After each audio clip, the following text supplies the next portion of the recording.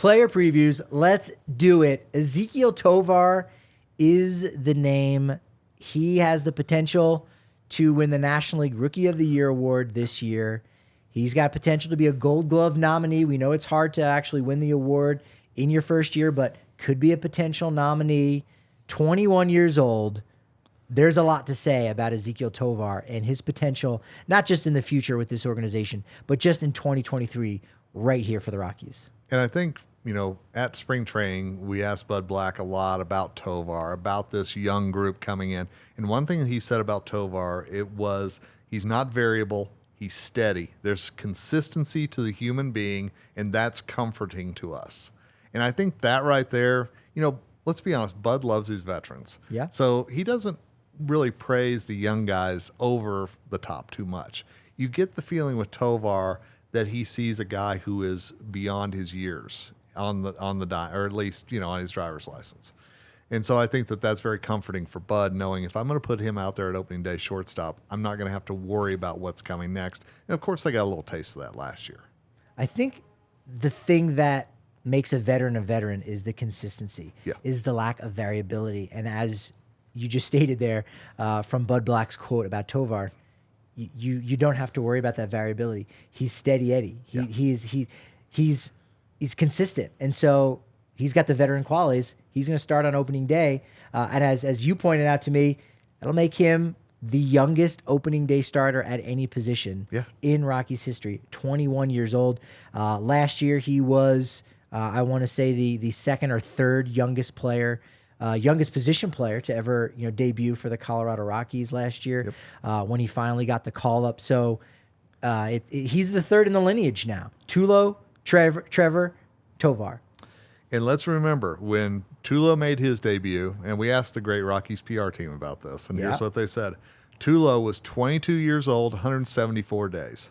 Trevor Story, 23 years old and 141 days. So the Rockies have done youth at shortstop before, and it's turned out pretty well. And so they really believe that Tovar coming in at 21 could absolutely follow in those two footsteps. And we got a glimpse of it last year, even before he made his debut in September, was the 2022 Abby Greer Award winner for spring training MVP. We'll see if Zach Veen maybe follows in that path, and Veen's the guy that we're sitting here talking about as a potential Rookie of the Year candidate if it's not this year. But, we saw it in spring last year at only 20 years old, facing guys 5, 10, in some cases 15 years older than him, batted .550, 2 doubles, 3 home runs. Again, looking like a veteran, looking much older than his driver's license. Absolutely.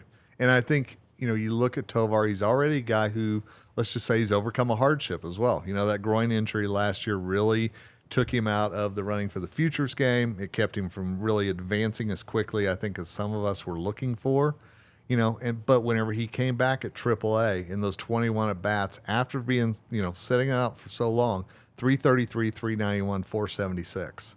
And so that showed right there that not only can he overcome the adversity, but he can also make sure that he's still performing at a high level whenever he comes back. Yeah, and it shows that if you perform at AA, it's not AAA, but it's pretty darn close. We saw Hollowell and we saw Noah Davis make those debuts last year directly from AA, from Hartford. And we saw Jake Bird, a guy who, of course he was in AAA, but he was consistent. He was that veteran type despite being a rookie.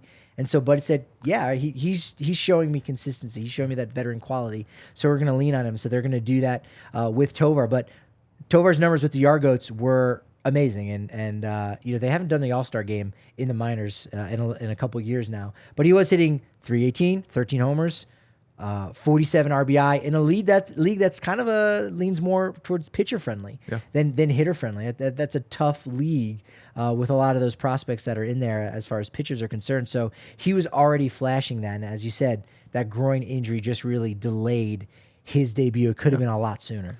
And whenever you think about a veteran, one of the qualities you always think about with that is leadership.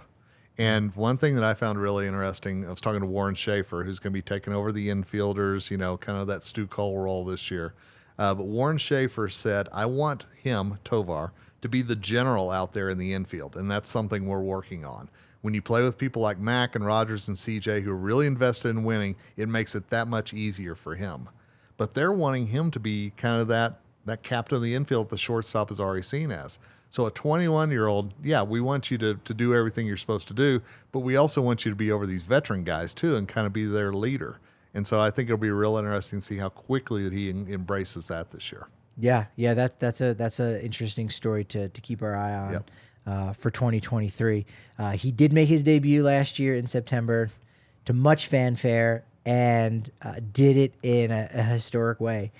2 pitches, 2 base hits. Like, unbelievable. Wasn't it Dylan Cease, an American League pitcher, is the last guy who ever did that since they kept track of pitches. So that was amazing for him to get that in a big moment there when everyone's clearly looking at him doing that. And then going to Dodger Stadium on that final road trip. Oh, yeah.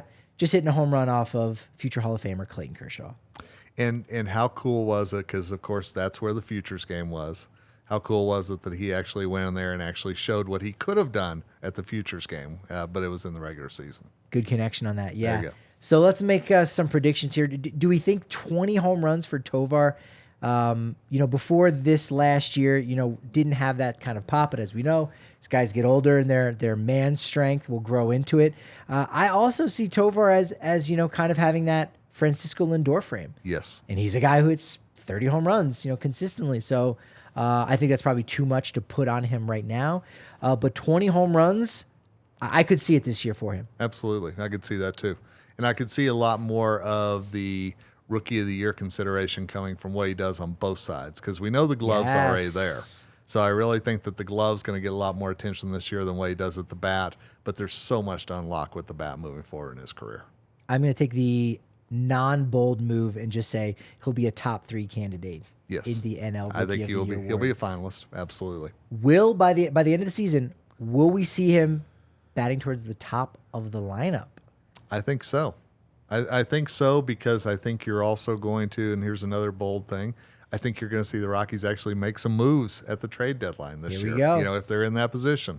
And so I think as that happens, Tovar gets moved up a little bit as well. I could absolutely see it. Yeah, and I could also see with Tovar, hitting the cover off the ball, if that's the way it ends up going, and getting in a groove, saying, well, who cares about the veterans that we've got at the top of the lineup?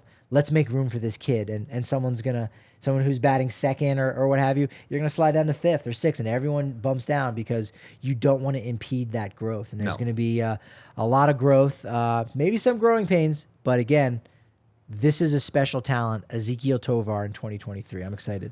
And I think Rockies fans will take those growing pains, knowing that this is the guy who's going to be there for a while. This is going to be one of the cornerstones of the franchise moving forward. And so this year, those growing pains, if they happen, I think Rockies fans will be okay with it.